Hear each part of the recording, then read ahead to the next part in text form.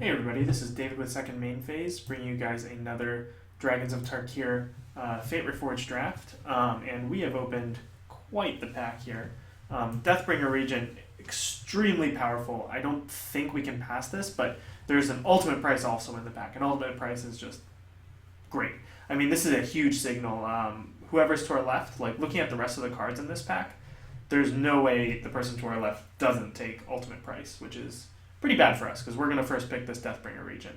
I could see some universe where it was correct to take ultimate price, but I really like this card. I think it's just one of the best cards in the set, so we're taking it. Following that up, we're going to cut black pretty hard to play this card, and I love Bludgeon Rager in black. I think it's an excellent card. There are a lot of warriors where you're like, whoa, that guy's a warrior? Like, Hand of Silumgar, oh, that guy's a warrior. Tarka Beastbreaker, oh, that guy's a warrior. Kalsisma Behemoth, oh, that guy's a warrior. So there's so many warriors. Herald Dramoka, everything. So I love this card. It's so good. It's an evasive 2-drop, and it just can make your entire team great. You can go in deep on the warriors, and that's actually one of my favorite archetypes in this set. So we're going to take it here. Other cards that are good. Hand of Silumgar, Gurmag Drowner, Ojutai Interceptor are all good. Kalsisma Behemoth is good. Otarka Beastbreaker is fine. Butcher's Glee is fine. Herald Dramoka is fine, but nothing compares to this guy. He's sweet.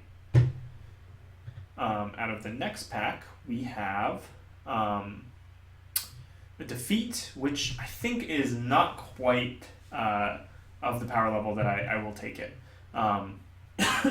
There are some much better cards in the pack. Specifically Tail Slash and Enduring Victory. I think one of those two cards will be my pick here, and I think I'll take the Enduring Victory. I think it's slightly higher power level than Tail Slash. Beltal Dragon's also kind of good, though we're not really set on like a blue-black deck. I'm going to take the Enduring Victory here and see what comes out of that. Of course, like not married to our first pick necessarily, but like we'd really love to be in black. These two cards are a pretty good reason, so we'll cross our fingers and hope that we see black flowing in this pack, because chances are it will not be flowing in the next pack, having passed that ultimate price. I wouldn't mind being in a black-white Warriors deck, though that does make Deathbringer Regent a little bit awkward. It's not at its best in that deck. But Black-White Warriors is like a totally awesome archetype. So following that up, it looks like white is pretty open. We're going to take this Pacifism here. It's just the best card in the pack. Strongarm Monk is also pretty sweet. Like, I looked at this card and I was like, nah, I never want to play this card. But in the rebound decks and also in the red-white aggressive decks, it's quite good. But we're going to take the Pacifism. It's just the best card in the pack. And white continues to be open. I really like Shieldhide Dragon. As far as the uncommon dragon cycles go, this guy and the Beltal Dragon are my two favorite of the uncommon dragons. Lightwalker's fine, but Shieldhide Dragon is just sweet, so we're going to take it here. So maybe we will, it looks like we're going to move over into white, but maybe we will go for the white-black warrior deck. And on that line, I'm going to take Dramoka Warrior here. Echoes of the Kin Tree is fine, and like can be quite good.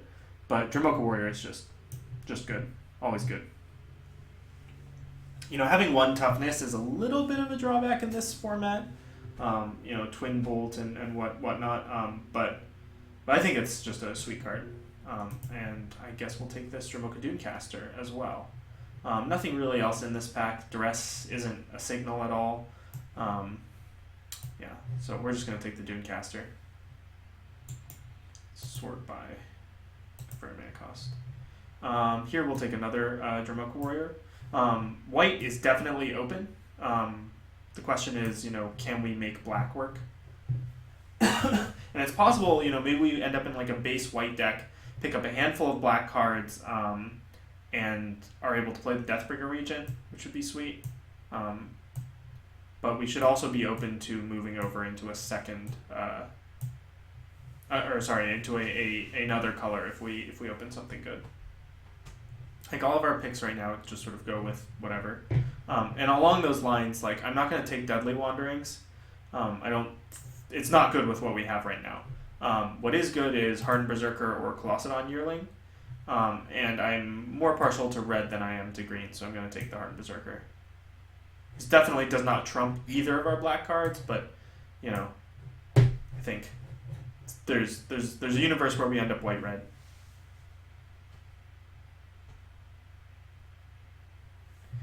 As far as like the cards that we have currently, we've got some good aggressive cards. Like Dunecaster has impressed me more and more as I play with it. Just the ability to tap down your opponent's team can be really good. Not hitting flyers is a major downside though, so that is something to consider when you're sideboarding. Here I'll just take a Herald of Dramoka. It's just a sweet 2-drop, goes with our warriors.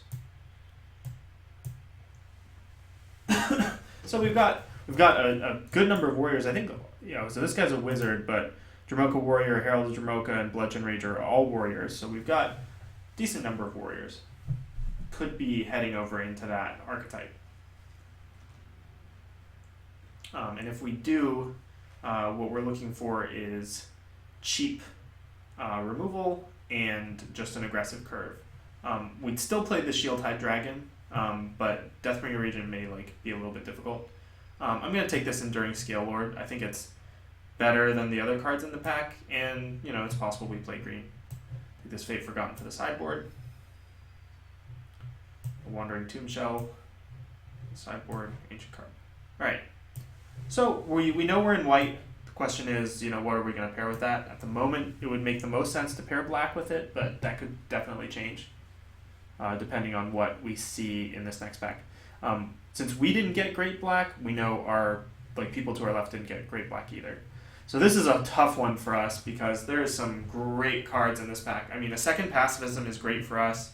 Akud Cobra and Flatten are also very, very strong. So it's like, you know, it's commitment time, right? Like which one are we gonna take? And I think the correct thing to do here is to take the Pacifism. Akud Cobra is insane though. I really like that card. Because if we take the Akud Cobra and then we just get cut from black from this pack, then our prospects look a lot worse. And we weren't shipped much black, so it's possible that black is just being cut. I mean, I think this is the best card in the pack. Pacifism, sort of slightly behind.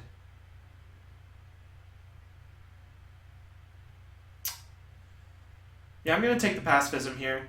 It hurts to pass Great Black, but knowing what we know, all right, yeah. So there's a Twin Bolt here and a Summit Prowler and a Student of Ojutai. So a Student of Ojutai is good and totally fine, but I think that Twin Bolt is really good. Yeah, it's bad to be this flip-floppy at this point. You know, we're letting good cards pass us if we move out of black. And our person passing to us just took the rare. Yikes. So if I take the Twin Bolt, I'm giving up on a Volturous Haven. I think that would be my pick here. And I think that Twin Bolt is better than Volturous Haven. And we're following that up with not too much. I think I'm just going to take the Lightwalker here to be safe. And yeah, so we're not seeing any black, which is something that we kind of expected. So on that note, if we take a red card here, Kolaghan Aspirant is quite good. So I'm going to go ahead and take that. Warbringer is also interesting and could be the card that we want. No, I'm going to take the Kolaghan Aspirant. We're base white, so we're not going to have too many dash creatures. So if we're playing like this, then we have Twin Bolt and Hardened Berserker, and we're losing out on the Bludgeon Rager and the Deathbringer Regent.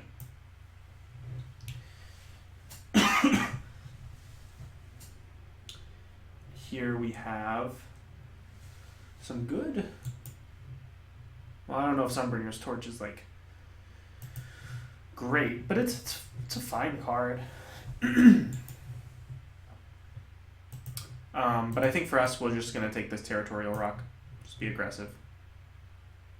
Got a lot of 2-drops, got a lot of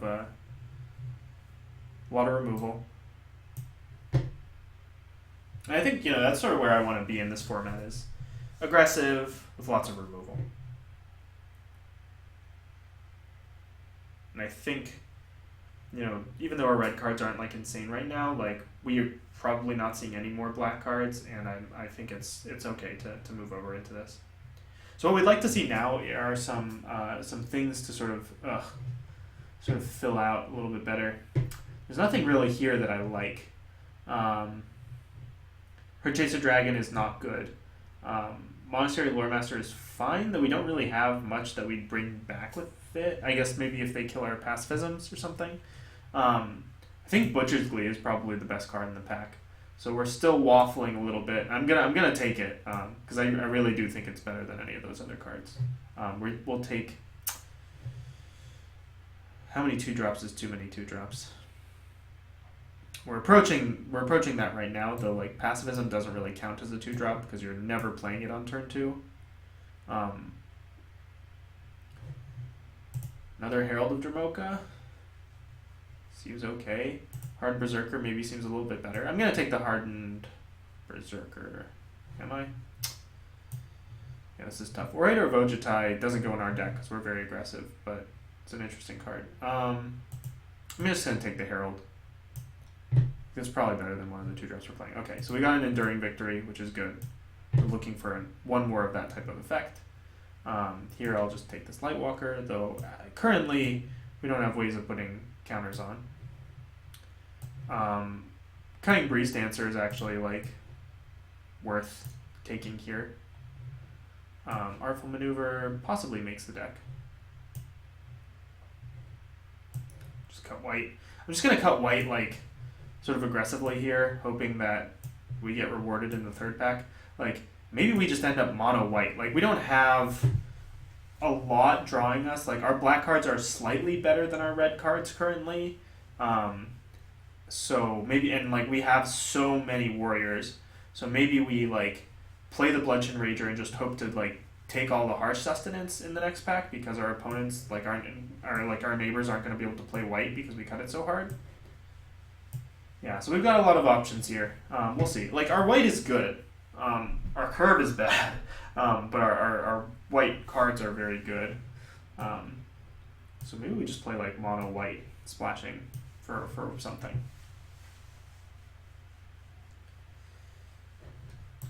So this isn't awful for us. Like, if we open some bomb here, basically of any color we can play it. We end up blue-white, we get this Cunning Breeze Dancer. Alright, well we didn't open a bomb outside of our colors, but we did open a bomb in our colors. I think, well, maybe Lightform doesn't quite qualify as a bomb, but it's pretty close. Card's insane. Gonna take it.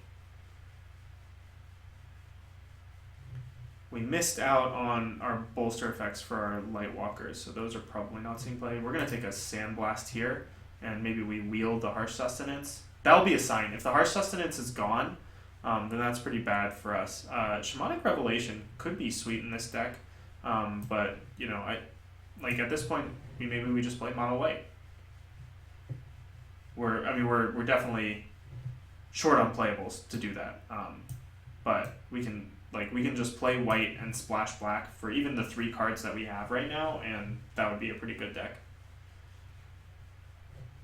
Like Deathbringer Regent will trigger often because we have so many creatures, and we have just an excess of removal. Probably will not have to play this Artful Maneuver.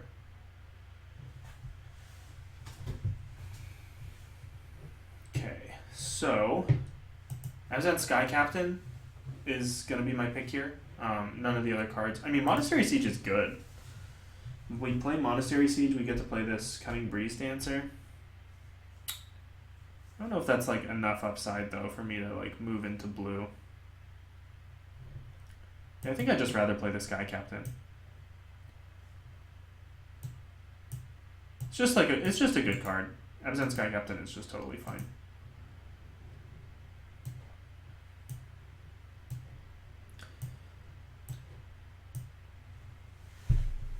Okay, so now we will have to decide on what we want to do. There is a Bathe in Dragonfire and a Merciless Executioner in this. So this is our sort of moment to make a decision. I think I'm going to take the Merciless Executioner Bathe and Dragonfire is good, and we have a Twin Bolt, so that would be like nice to have more early removal. But Merciless Executioner is also removal, and allows us to play our sort of warrior synergies a little bit better. And we get to follow that up with a Dowsing Gloom, which is sweet.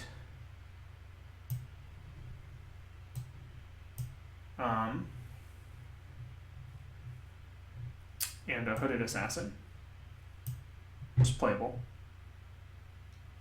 Maybe a little bit short on creatures at the moment. Let's see, how did that happen? We got 2 Pacifisms, 2 Enduring Victories, the Butcher's Glee. Oh, Lightform is a creature. Dowsing Gloom, Sandblast. So we've got like all the removal here. Oh, that is an excellent thing to pick up this late. Wow. We'll take that. Yeah. So, I mean, like, look, we cut light and we were rewarded, right? We got the Sandstep Outcast super late, and our deck looks totally fine. Deathbringer Regent may be a little bit out of place in this deck, but, you know, I think Deathbringer Regent is the kind of card where you're like, yeah, I'm running a 7-drop in my aggro deck, but it's a 7-drop that can just win me the game. So it looks like that Harsh Sustenance did not wheel.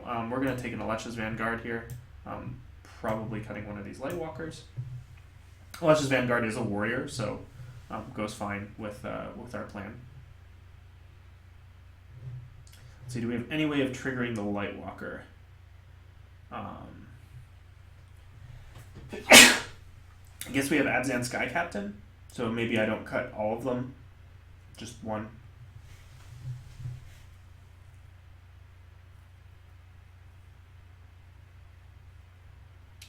So we missed out on Harsh Sustenance, which is probably the best card to get in this archetype. So it's kind of sad that we missed out. I think we only saw the one though, so there wasn't much we could have done about that. These cards, I don't really want any of these cards. Maybe there's a world where we play a second Alesha's Vanguard. No. I think in that world, we just play a Dragon Ball Monk. Diplomacy and Tasker's Cruelty are also fine cards. I'm actually going to take the Diplomacy here as a great sideboard option for us. We have so many warriors that it'll be good. Hooded Assassin also could make a good sideboard card. Hewstone Retainers is interesting. How often can we turn that on? We have a lot of 2-drops, like including our Pacifisms. I think that's an interesting card. I'm gonna consider it a little bit more. Probably won't end up playing it. Aven Skirmisher, not worth it. Like, we don't have quite enough warrior synergies. Sorry.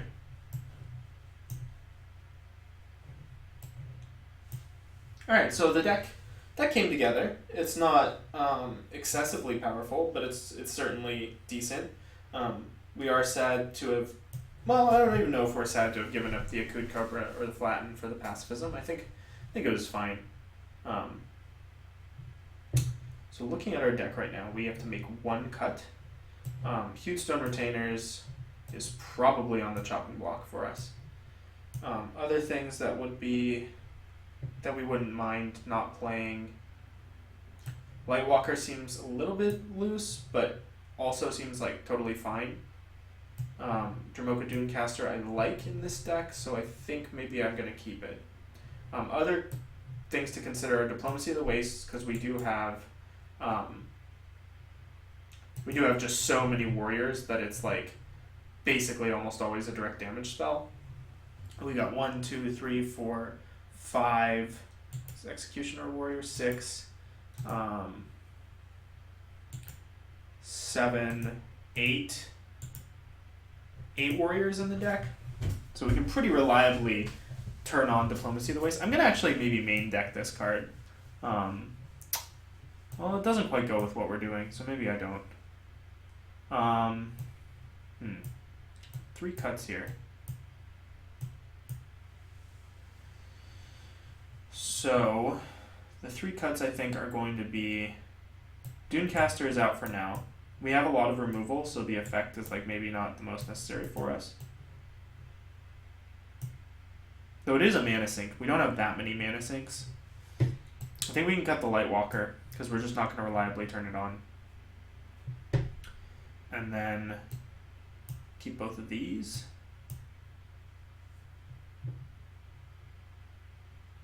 I think Diplomacy maybe is more of a sideboard card. So what I'm going to do is I'm going to bring back the Dunecaster and keep the Huge Stone Retainers in. Yeah, I think I like this deck. We're going to go heavy white, so we're going to go, not quite that heavy white. 10-7. We do have a double black spell, but it's so expensive. But we need to hit white early. So I think that this is okay. 10-7 seems fine. Though, yeah, we want to hit light form on turn 3. Yeah, we'll go 10-7. So this is the deck, and I will see you guys in round 1.